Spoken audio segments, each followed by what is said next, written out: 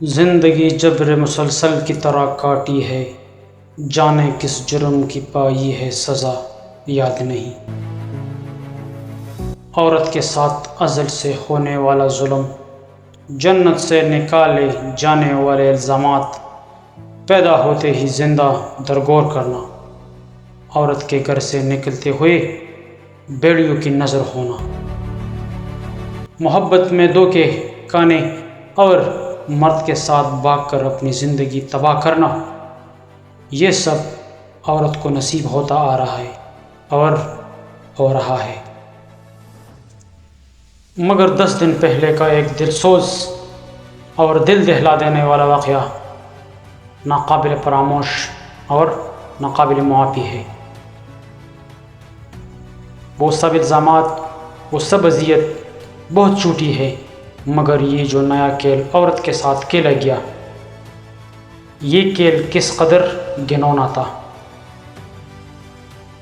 India کے شہر کلکتہ میں ایک ڈاکٹر مومیتا کا چند دن پہلے 10 مردوں کے ہاتھوں گینگ ریپ ہوا ہے،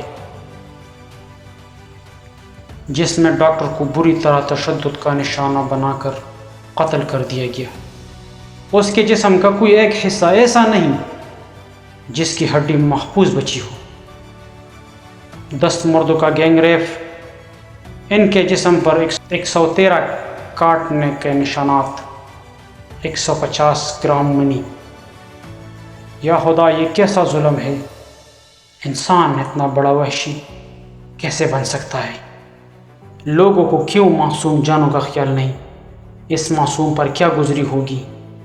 وہ کس اذیت میں مبتلا ہوئی ہوگی؟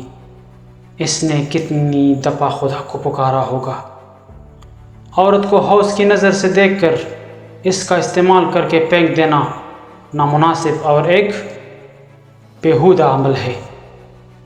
چھوٹا منہ بڑی بات، میرے ملک میں تو ننھی سی جان زینب بھی محفوظ نہیں تھی۔